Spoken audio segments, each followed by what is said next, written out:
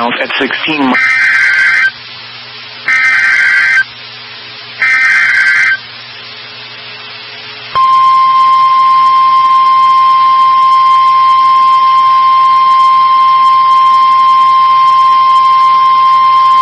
The National Weather Service in St. Louis has issued a severe thunderstorm warning for Crawford County, Washington County, southern Franklin County, until 9:30 p.m. At 8:37 p.m., a severe thunderstorm was located near St. James, moving east at 60 miles per hour. Expected hazards include 60 miles per hour wind gusts. This is a radar-indicated threat. The following impacts are expected. Expect damage to roofs, siding, and trees.